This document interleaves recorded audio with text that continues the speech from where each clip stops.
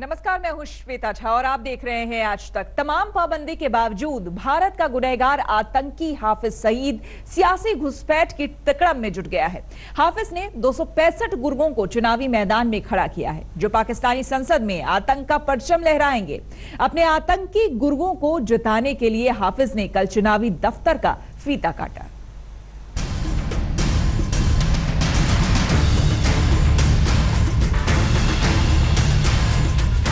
आतंक के आका का नया दफ्तर।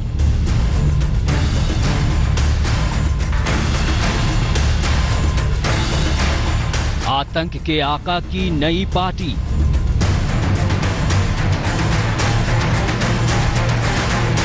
आतंक के आका के नए मंसूबे। इंशाअल्लाह सुन लो मेरी गुजारिश, जो काम मेरे नबी ने मदीने में बैठ के किया था, जो आतंकी हिंदुस्तान का नंबर 1 गुनहगार है, जिस आतंकी के सिर अमेरिका ने $1 करोड़ का इनाम रखा है, जिस आतंकी को संयुक्त राष्ट्र ने अंतर्राष्ट्रीय आतंकी घोषित कर रखा है, वो अब सियासत में घुसपैठ कर रहा है। जमात सरगना ने कल पाकिस्तान की राजधानी में अपने दफ्तर का भी फीता काटा।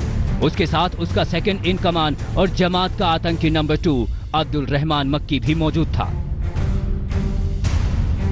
हाफिज सईद की गैर मान्यता प्राप्त मिल्ली मुस्लिम लीग पार्टी के दफ्तर के इस उद्घाटन समारोह में गोलियां बरसाने वाले हाफिज के आतंकी साथी ने खूब फूल बरसाए। पाकिस्तान चुनाव आयोग ने हाफिज की पार्टी को मान्यता नहीं दी, यहां तक कि अमेरिका ने मिल्ली मुस्लिम लीग को आतंक की लिस्ट में डाल दिया। लेकिन आतंकी फितरत वाला हाफिज कहां मानने वाला है। उसने चोर दरवाजे से पाकिस्तानी संसद में पहुंचने का फुल प्रूफ प्लान बना लिया है। 25 जुलाई को पाकिस्तान में होने वाले चुनाव में वो खुद तो नहीं उतर रहा है, लेकिन पाकिस्तानी संसद में अपने गुर्गों को भेजने का पूरा इंतजाम कर रखा है। उसके प्लान के आगे ना तो पाकिस्तानी चुनाव आयोग का कुछ चल रहा है और ना ही किसी और का। प्लान के मुताबिक पाकिस्तान में 25 जुलाई को होने वाले आम चुनाव में आतंकवादी हाफिज सईद हिस्सा नहीं लेगा, लेकिन हाफिज सईद के 265 गुर्गे चुनाव लड़ रहे हैं। मान्यता न मिलने के कारण हाफिज सईद की आतंकी फौज अपनी राजनीतिक पार्टी मिल्ली मुस्लिम लीग यानी MML की जगह एक गुमनाम से राजनीतिक दल अल्लाहू अकबर तहरीक यानी AAT से उम्मीदवारी दाखिल कर रहे हैं। ऐसा इसलिए क्योंकि AAT पाकिस्तान के चुनाव आयोग से रजिस्टर्ड राजनीतिक दल है। हाफिज ने अपने बेटे और दामाद को भी चुनावी मैदान में उतारा है। जमात का सरगना हाफिज का आतंकवादी बेटा तलहा सईद सरगोधा से चुनाव लड़ रहा है। लाहौर से 200 किलोमीटर सरगोधा हाफिज सईद का होम टाउन है, जहां उसी की सरकार चलती है। यानी अब तक पाकिस्तान को उंगलियों पर नचाने वाला आतंकी अब पाकिस्तान को अपनी मुट्ठी में रखेगा। कहते हैं पाकिस्तान में सेना और ISI के बिना पत्ता भी नहीं हिलता, तो क्या हाफिज की सियासी एंट्री के पीछे भी पाकिस्तानी आर्मी और ISI का हाथ है? पाकिस्तानी मीडिया में ये अटकलें जोरों पर हैं। पाकिस्तान में किसी की भी सरकार हो, किसी की भी हुकूमत चलती हो, आतंकी हाफिज सईद की अपनी तूती बोलती है। पाकिस्तान में वो किसी VIP से कम नहीं है और ये सब सेना के आशीर्वाद के बिना कहां संभव है। का मुहाफिज इदारा जब हाफिज के सर पर सेना और ISI का हाथ ही हो, तो भला उसे सियासी घुसपैठ से कौन रोक सकता है? I would say backed by ISI and the Pakistan Army, and they are bringing Hafiz Saeed into the mainstream. They wanted to make him a hero because Hafiz Saeed, at the time he was he was released from the house arrest. His main point was anti-Kashmir slogans. His main issue was Kashmir issue. So this is only to bring him into the general population so that he becomes popular in the public. Pakistan की जनता की किस्मत भी देखिए, एक तरफ कुआं है और एक तरफ खाई। उन्हें आतंकी और आतंकियों के गुर्गों में से ही किसी को चुनना है। अनिल कुमार के साथ आज तक ब्यूरो। और आपको बता दें, ये हालात तो तब है जब पाकिस्तान के चुनाव आयोग ने हाफिज सईद की पार्टी मिल्ली मुस्लिम लीग को मान्यता नहीं दी है और अमेरिका ने उसकी पार्टी को आतंकवादी संगठन घोषित किया हुआ है। सोचिए, हाफिज सईद की हैसियत पाकिस्तान में कितनी ऊंची है कि जिसे पूरी दुनिया आतंकवादी मानती है वो पाकिस्तान का प्रधानमंत्री बनने का सपना देख रहा है। और फिर भी पाकिस्तान की बेशर्मी देखिए कि वो खुद को आतंकवाद का पीड़ित देश बताता है। इंशाअल्लाह सुन लो मेरी गुजारिश, जो काम मेरे नबी ने मदीने में बैठ के किया था, इंशाअल्लाह वही काम हमने पाकिस्तान में बैठ के किया। यहाँ अजीब व गरीब हुकूमतें हैं, ये अपने तिजोरियां भरने, करप्शन करने के लिए बड़ा कुछ कर रहे हैं। सारी दुनिया जानती है पाकिस्तान में हुकूमतें क्या करती हैं, पाकिस्तान में सियासतदान क्या करते हैं। ये रोते रहें, ये पीटते रहें, ये जो चाहे करते रहें, अल्लाह की मदद से आज तक खड़े रहे, अल्लाह की मदद आती रही। ये बड़े फैसले करना चाहते हैं। जून में ये जून शुरू हो गया ना, आज लखनऊ में इस जून में बहुत बड़ी मीटिंग हो रही है। सियासी हसरतें पाले आतंकी हाफिज वो सारे हथकंडे अपना रहा है जो आतंक फैलाने के लिए अब तक करता आया। लश्कर पर बैन लगा तो लश्कर सरगना ने जमात-उद-दावा नाम से नया संगठन बना लिया था। हाफिज अब उसी तर्ज पर सियासी पारी खेल रहा है। खुद चुनाव लड़ने पर रोक लगी तो हाफिज ने अपने बेटे और दामाद को मुखौटा बना लिया। अंतर्राष्ट्रीय दबाव में पाकिस्तान चुनाव आयोग ने उसकी सियासी पार्टी मिल्ली मुस्लिम लीग पर बैन लगाया तो उसने अपने गुर्गों को उतारने के लिए रजिस्टर्ड पार्टी अल्लाह अकबर तहरीक का दामन थाम लिया। सिर्फ कागजों पर काफी दिनों से जिंदा अल्लाह अकबर तहरीक में जमात-उद-दावा सरगना न सिर्फ इस पार्टी में नई जान फूंकने के लिए जान लगा रहा है, बल्कि इसी पार्टी के बैनर और निशान तले अपने उम्मीदवारों को चुनावी मैदान में उतार दिया है। पार्टी के फेसबुक पेज पर जो फोटो पोस्ट की गई उसमें हाफिज की मिल्ली मुस्लिम लीग और अल्लाह अकबर तहरीक पार्टी के निशान हैं और एक साथ हाथ मिलाते हुए दिखाया गया है।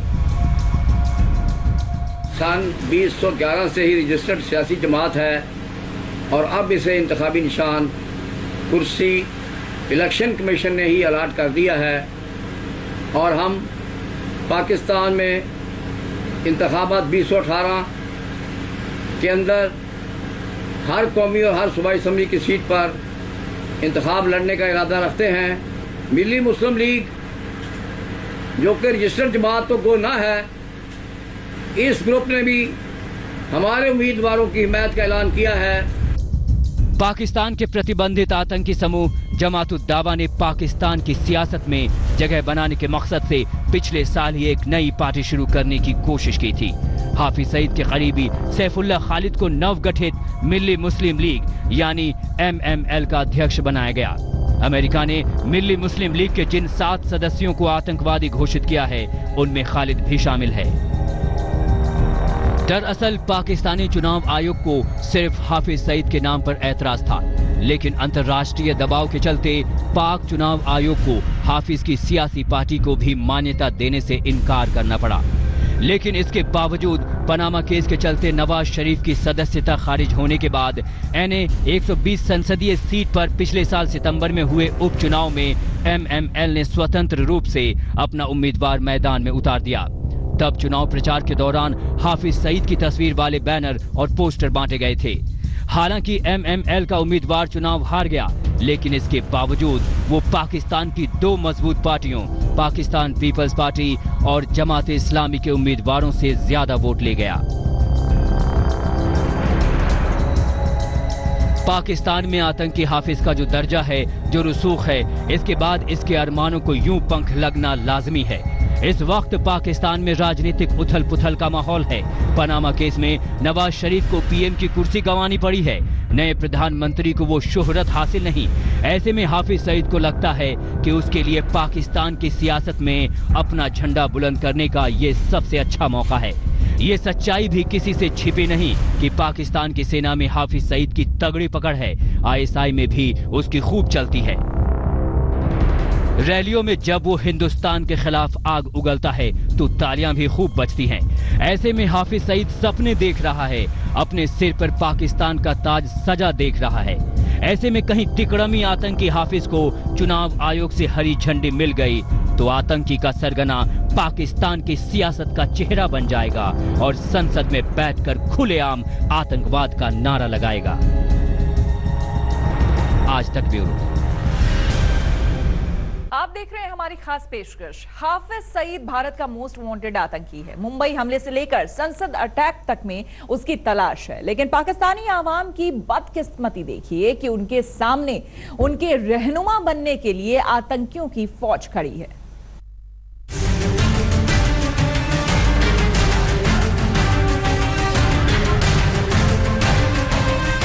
पाकिस्तानी हुकूमत का वो मोहरा जिसके दिलो दिमाग में हर वक्त अगर कुछ छाया रहता है तो वो है हिंदुस्तान।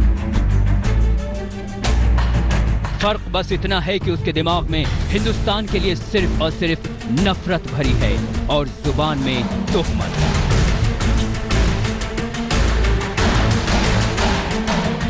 खास बात यह है कि मुंबई हमले का ये सबसे बड़ा गुनहगार हाफिज सईद कभी कश्मीर के अलगाववादी नेता यासिन मलिक को गले लगाता है तो कभी पाकिस्तानी फौज को उकसाकर हिंदुस्तान को लहूलुहान करता है। लेकिन तमाम अंतर्राष्ट्रीय दबावों के बावजूद वो पाकिस्तान में न सिर्फ खुलेआम घूमता है बल्कि कभी जिहाद तो कभी किसी और बहाने से हिंदुस्तान को जख्मी करता है। हिंदुस्तान के खिलाफ हाफिज सईद के मन में नफरत की बोल कोई आज नहीं बढ़ी, बल्कि ये बीज उसके मन में तभी पड़ गया था जब दोनों मुल्कों का बंटवारा हुआ। बंटवारे से पहले हरियाणा के रहने वाले सईद के परिवार के कई लोग दंगों में मारे गए और इसके बाद से उसने बस एक ही काम चुन लिया और वो था हिंदुस्तान से दुश्मनी। लेकिन दुनिया ने हाफिज सईद का नाम तब पहली बार सुना जब उसने 1990 में आईएसआई की मदद से जमात-उद-दावा के झंडे तले आतंकवादी संगठन लश्कर-ए-तैयबा की बुनियाद रखी। इसके बाद सईद के इशारे पर लश्कर ने जम्मू कश्मीर समेत हिंदुस्तान के कई इलाकों में एक के बाद कई आतंकवादी हमलों को अंजाम दिया और हर हमले के साथ सईद को बदनामी मिलती रही। लेकिन 13 दिसंबर 2001 को संसद पर हुए हमले में मौलाना मसूद अजहर के साथ जब हाफिज सईद का नाम भी सामने आया तो उसे अपने मकसद में एक और कामयाबी मिली। इसके बाद 11 जुलाई 2006 को मुंबई के ट्रेन धमाके और 26/11 के मुंबई हमलों के पीछे भी सईद के दिमाग की बात सामने आई, लेकिन हम उसके खिलाफ कार्रवाई की बातें करने के सिवा और कुछ भी नहीं कर सके। हद तो ये रही कि तमाम सबूतों के बावजूद पाकिस्तानी कोर्ट ने हाफिज सईद को इस मामले में बाइज्जत बरी कर दिया। इसके बाद सईद का हौसला था कि बढ़ता ही गया। साजिश दर साजिश के बाद इस साल उसने एलओसी पर हिंदुस्तानी जवानों का सिर कलम करवाया और अब उसने फौजियों की जान ले ली।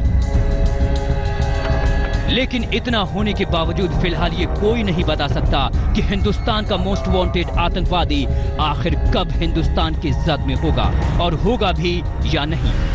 नतीजा ये है कि हिंदुस्तान के खिलाफ ना तो उसकी नफरत कम हुई और ना ही उसने जहर उगलना छोड़ा, बल्कि इसके बाद भी उसने कई बार हमें लहूलुहान किया।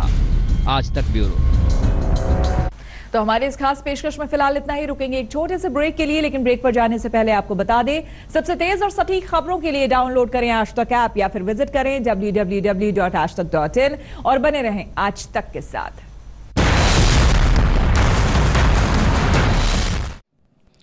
लेटेस्ट खबरों के लिए यूं ही देखते रहिए आज तक और इस वीडियो के पसंद आने पर लाइक, शेयर और सब्सक्राइब करना ना भूलें।